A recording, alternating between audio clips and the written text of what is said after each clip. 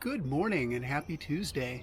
So, I'm actually writing a book on AI for creative uses. And I've been spending a lot of time using AI in a number of different environments, but primarily I'm noticing that a lot of creatives are still stuck in the whole chatbot back and forth way of working with AI. MCP stands for Model Context Protocol, and it's a way for AI models to be able to introspect into other third-party software tools and utilities, find out what's available as functions within them, and then use them, almost like they're human workers, just picking up a tool and using it. This is the real power of extended AI workflows. For example, recently, I did a headless WordPress front end to a blog that I've been working on.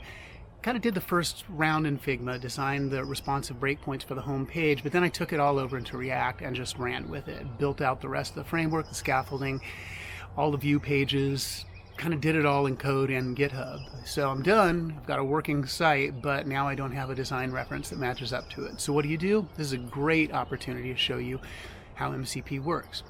So first, I just grabbed the Figma design file that I've been working within, created a new artboard, and grabbed the URL for that file. Then I just went into Claude Code in Visual Studio Code, opened it up, pointed it at the repository for my site, and simply said, Claude, here is my Figma file that is incomplete.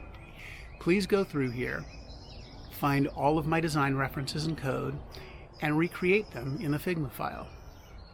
Claude is off doing its thing, and this is great. Claude has spun up a number of sub-agents to look into my code base. It's read through all my HTML, CSS, and React code. It's figured out where my components are for this, and it is now starting to figure out exactly what goes where.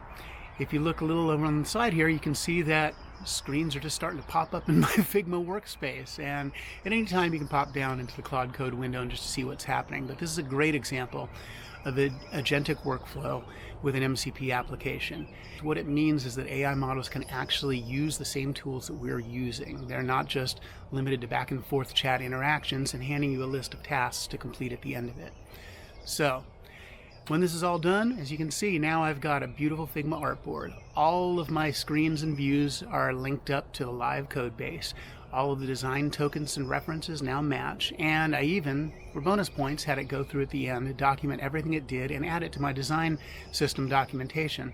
So the next time we hop in, nothing's lost, all of this work is captured, and we can move forward with consistent design and code.